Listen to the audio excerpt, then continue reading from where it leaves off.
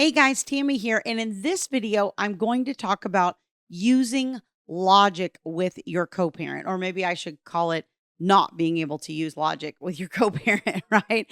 How many times have you tried and tried to reason with your co-parent on some issue regarding your child, and you just feel like you are banging your head against a brick wall? I know that I frequently used to feel that way.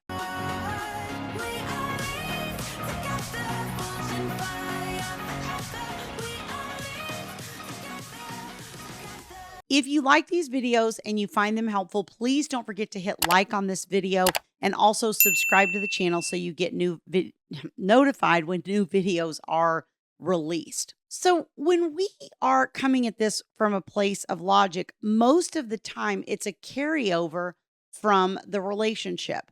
I think when you have two reasonable adult people, we like to think that we can sit down and have these logical conversations and negotiate and come to some agreements. And in healthy relationships, I think that's true most of the time. Now, nobody's relationship is perfect all the time. You're always going to have fights and arguments and things go off the rails because, somebody's tired or somebody's, not feeling well that day or whatever the case may be. So, I think that, we have to have some grace, but there is a pattern with a high conflict person in particular where normal logic that we would apply for most of us, it just doesn't work with the high conflict person. Part of the problem you have is that their brains just don't come at things the same way that we do. I mean, did you have the experience in the relationship where you would try to have these logical conversations and you would just get nowhere, I'm guessing, right? I mean, did they ever work? I'm guessing the answer to that is no, because if they worked, you'd still be together, right? You wouldn't be in this position. And yet we come back to it with the co-parenting and start trying to carry out that same thing. And what seems reasonable to us just causes them to latch on to some little nugget of what we've said and then sort of run with that or come back with another argument regarding that piece. And so it just becomes this loop to loop to loop to loop where you're just on this constant wheel of argument, and it's exhausting. I mean, let's face it, it drains your energy. You just get to the point where almost you just probably give up some of the times. And that is part of a high conflict person's way of dealing with it, is by wearing you down. Don't get me wrong. I don't think that, people are always calculating it. I think that's a whole different can of worms.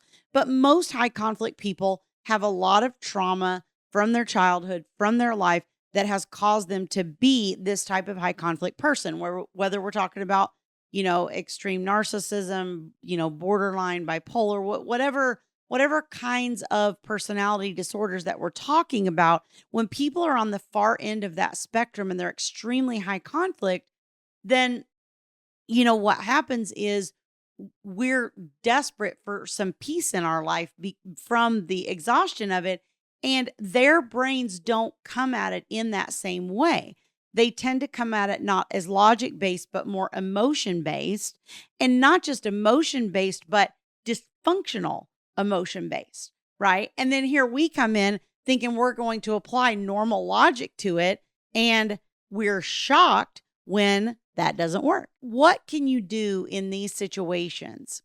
I think the number one thing that you hear me say over and over is disengaged. Now, let's talk about what I really mean by that. What that means is when you have an opportunity, when some situation presents itself or some communication presents itself where you feel like you want to respond, you have to allow some space in there to let your emotions calm down, because usually that communication is laced with things that upset us. Right. Or, whether it's anger, whether it's frustration, whether it's whatever is triggered in us, rage, whatever emotion, when that happens, you're going to respond emotionally. And that's what they're trying to do. Right. It's again, I don't think this is all logical. This is just sort of their natural process.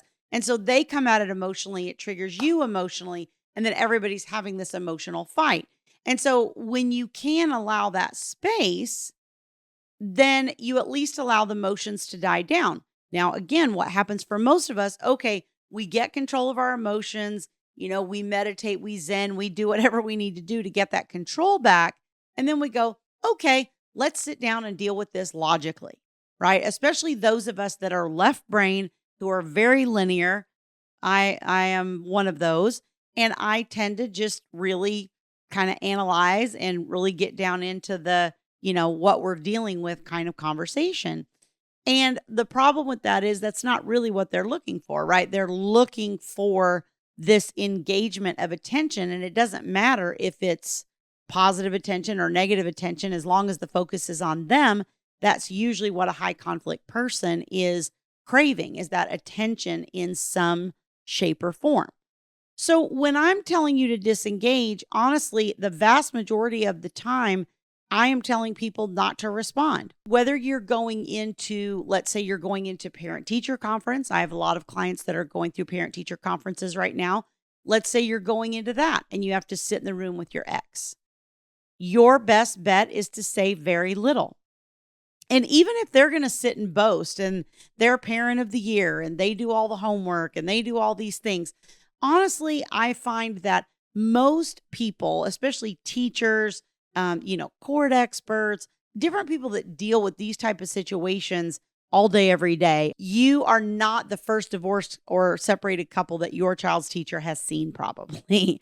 Okay, they've been through this a few times. And so they can start to see the patterns. They usually know the parenting schedule. They can tell which house the child's coming from.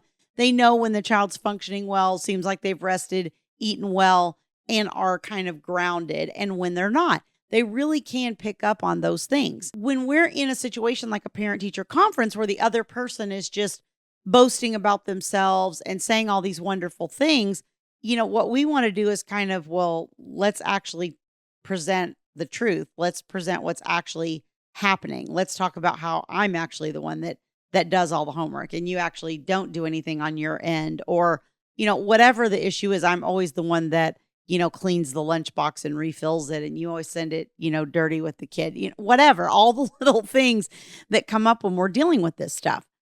And so your best bet is to be quiet because, again, the more you say, the more you're just inviting argument. And the same is true when you're dealing with the messaging apps. Same principle applies. Same principle applies if you have to meet face-to-face for exchanges. If your child's old enough, let them get out of the car and walk over to the other parent. I mean, you have to ensure safety and all that if you're in a parking lot or something of that nature. But the idea is to minimize as much as you can. And even when you have decent periods where you're not having a lot of conflict in the relationship, you still have to be very careful because high conflict people kind of cycle, and you will go through these ups and downs just like you did when you were in the relationship with them. And what tends to happen is when you're in a calm cycle, you tend to kind of relax and you let your guard down a little. And maybe you go to the exchange and you actually kind of have a conversation because everything seems cool at the moment. But you think it's cool, but inevitably what happens is, again, some tidbit in that conversation is triggering for that high conflict person and they get all whipped up emotionally again. You have to really be consistent about applying these techniques. You can't apply them 2 days out of the week and not the other 3 because everything seemed calm. That's called an emotional roller coaster. That's the roller coaster you were on during the relationship. You really have to focus on disengaging from the emotions, not trying to come back with logic or something that you think is going to change it, but literally just stepping back from it and allowing that other person to, boast or paint their part of the world or say everything's your fault or whatever it is that they're going to do. On the messaging apps, I particularly tell people you look through there, you find if there is a question that you need to answer and not a question that's a rhetorical question, right? Like an actual question that needs an answer. That's the only thing you respond to. If there's nothing to respond to, you don't respond. And, I say this over and over, but I can't tell you how many people I talk to that they're not doing it. And why aren't you doing it? Because you're allowing that emotion to trigger you in the first instance. So you have to allow some space for that emotion to get under control. And then remember that your goal is to minimize the communication. I hope that's helpful to you. If you want to learn more about my coaching services, you can go to divorceuniversityonline.com/VIP-coaching. You can book a free strategy session there. I'd love to chat with you and find out how I might be able to help you on your journey. Talk to you soon.